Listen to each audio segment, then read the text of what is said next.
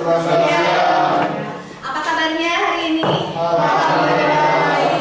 Ya, terima kasih untuk kehadirannya untuk hari ini. Sebelum kita memulai pelajaran hari ini, alangkah baiknya kita berdoa terlebih dahulu. Ya, yang akan dipimpin oleh Zaki. Silakan Zaki. Sebelum kita memulai pembelajaran hari ini, marilah kita berdoa terlebih dahulu. Berdoa dimulai.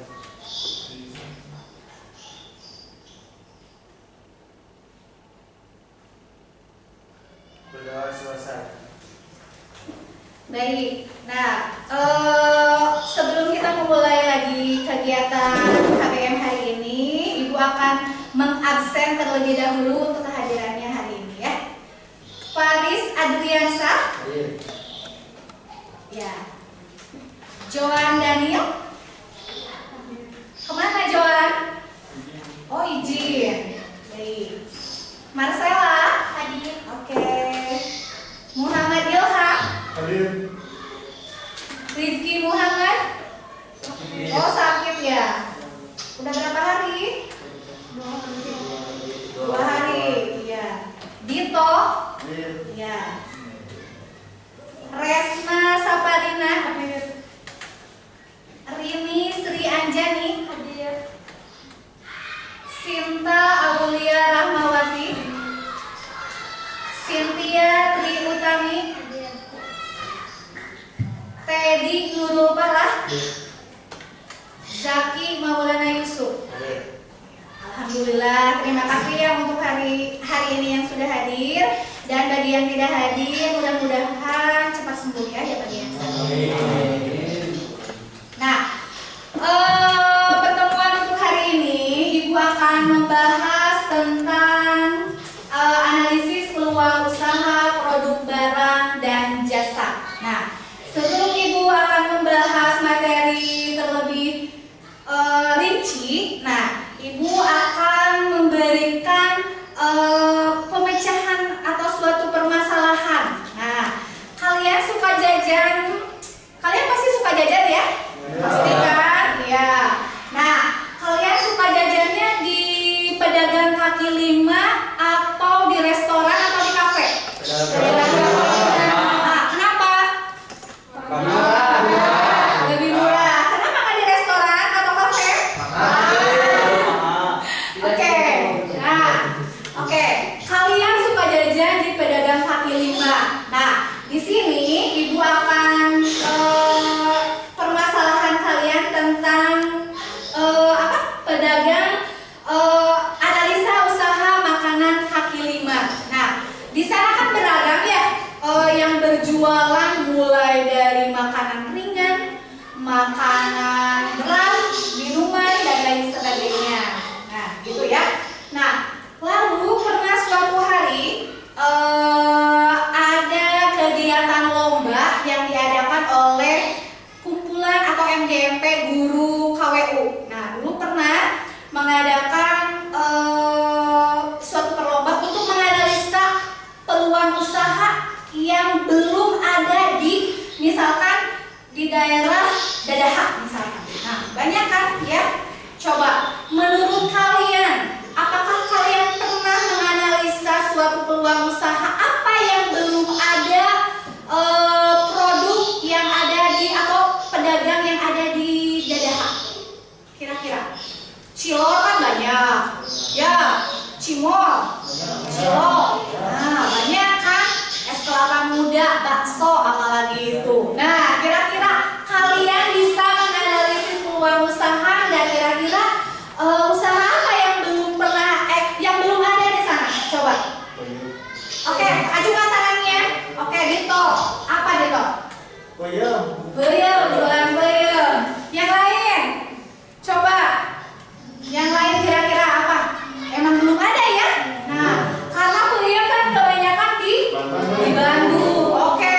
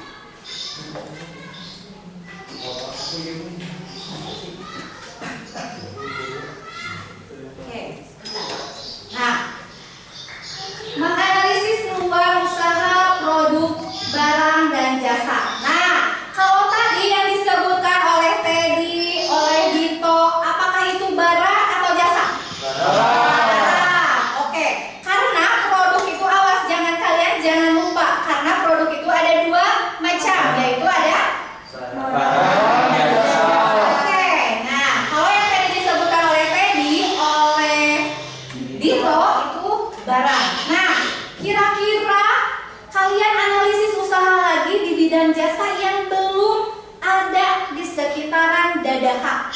Nah, karena ikonik kota Tasikmalaya itu terkenalnya di Dadaha ya. Nah, kira-kira apa yang belum ada peluang usaha di bidang jasa? Coba. Bisa disebutkan? Ayo, acungkan tangannya. Siapa? Apa? Sita? Kira-kira apa sih? Sudah ada semua ya? Oke. Nah, untuk lebih jelasnya, kita lihat ya. Oke. Sebelum kita membahas lebih dalam apa itu peluang usaha produk barang dan jasa, di sini ada tujuan pembelajaran. Nah, melalui kegiatan pembelajaran dengan menggunakan pendekatan saintifik dan PBL, peserta didik dapat satu, menjelaskan pengertian peluang usaha. Lalu nanti kalian bisa menjelaskan faktor-faktor keberhasilan dan kegagalan usaha. Lalu menganalisis peluang usaha berdasarkan produk barang atau jasa secara rinci dan jelas. Lalu menganalisis bidang produk barang secara tepat. Lalu yang terakhir, kalian bisa menganalisis bidang produk jasa secara tepat. Ya, nah ini tujuan pembelajaran kita untuk hari ini. Nah, yang akan dibahas untuk hari ini ya. Oke, kita lanjut. Nah, di sini ada peta konsep. Yang pertama, analisis peluang usaha. Kita akan membahas peluang usaha, pengertian dari peluang usaha itu sendiri apa, lalu mengenal dan memanfaatkan peluang usaha, lalu faktor-faktor keberhasilan dan kegagalan, lalu ada produk tadi, ada barang, ada jasa ya. Oke. Kita lanjut.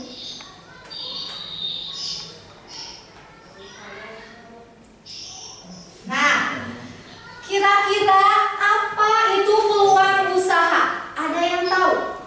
Nah, tadi kan udah sedikit dikasih gambaran nih sama ibu, kalian dikasih rangsangan menganalisis peluang usaha pedagang kaki lima. Nah, di sini udah sebagian ada yang bisa menjawab ya. Tadi produk barang. Nah, ibu akan bertanya sebelum kita bahas, apa itu peluang usaha menurut kalian? Target usaha. Oke, Teddy, acungkan tangannya, Teh. Boleh, apa Teh? Target usaha yang di dalamnya terdapat keinginan dan kebutuhan yang akan dipenuhi atau dibuatkan seseorang atau kelompok. Oke, yang lain? Oke, yang lain? Marcella? Coba, boleh. Peluang adalah kesempatan untuk membuka usaha atau kesempatan untuk membuka karir. Misalnya mau usaha apa aja, itu adalah kesempatan. Oke, baik. Yang lain? Ada yang mau memaparkan lagi peluang usaha itu apa? Coba. Zaki, oke Zaki, boleh Zaki. Silakan. Peluang usaha adalah kesempatan untuk melakukan bisnis dan kegiatan aktivitas tertentu yang bisa mendapatkan manfaat dan keuntungan. Oke, baik. Nah, semua sudah menjawab dengan benar ya. Kita lihat. Nah, di sini peluang usaha merupakan salah satu kesempatan yang dimiliki seseorang untuk mencapai tujuan. Nah, tujuannya apa? Ada yang mencari keuntungan, uang, kekayaan, ataupun kekayaan dengan cara melakukan usaha yang memanfaatkan berbagai sumber daya yang dimiliki. Nah, menciptakan peluang usaha yang berbeda dari yang itu. Contohnya kayak gini, bakso. Nah, bakso kan banyak ya di Tasik, gudangnya bakso di Tasik gitu ya. Sekarang bakso bentuknya bukan bulat lagi ya. Bakso tikus. Iya, jangan. Ya. Nah, ada yang bentuknya kerucut, bener. Apa lagi? Gepeng ya, ada ya bakso gepeng. Nah, lalu perhatian ini, jadi wadah atau mangkoknya kan biasanya kita memakai wadah dari mangkok dari beling ya atau kaca. Nah, sekarang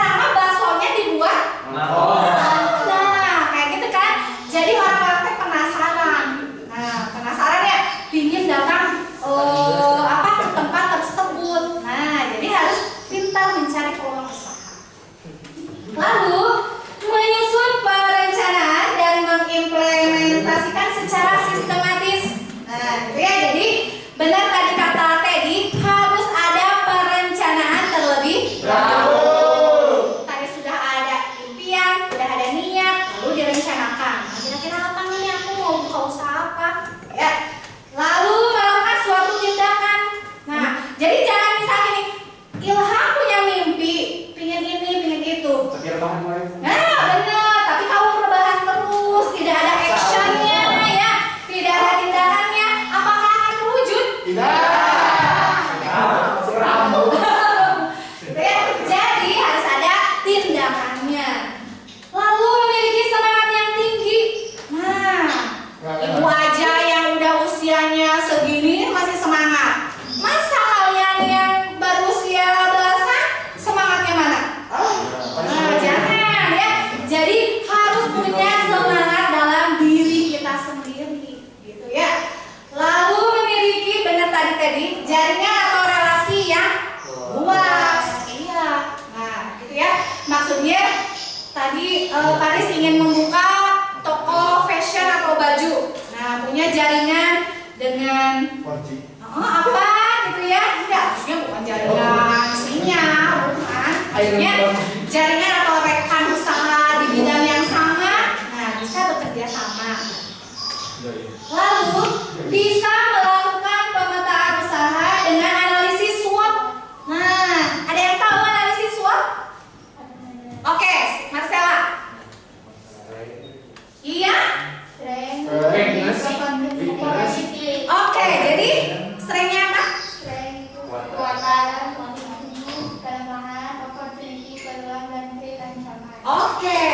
Nah, terima kasih ya. Nah, nanti untuk lebih jelasnya itu untuk pertemuan yang selanjutnya. Nah, itu beberapa faktor-faktor keberhasilan usaha. Jadi yang terakhir kita harus melihat SWOT, yaitu kekuatan usaha kita apa, kelemahan usaha kita apa, lalu peluang dan ancaman usaha kita apa, gitu ya. Itu beberapa faktor keberhasilan.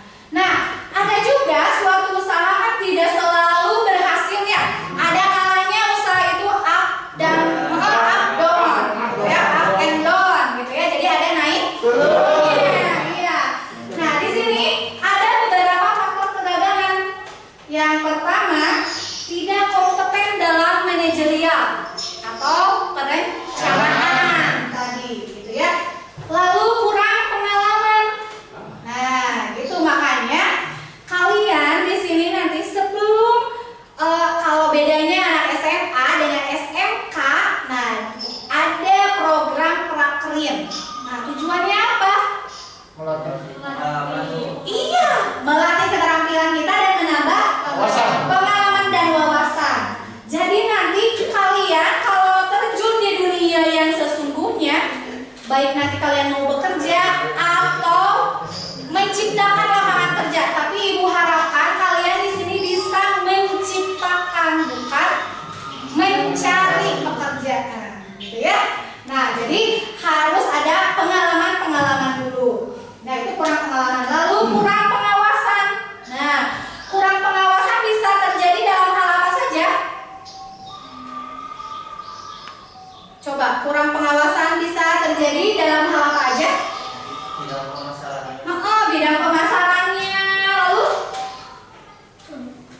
atau stok-stok barang yang ada di toko. Nah, kalau kita kurang pengawasan, itu juga bisa menjadi gagal kan, gitu ya. Banyak kan ya kayak gini, pekerja itu kan ada yang jujur, ada yang tidak kan, gitu ya.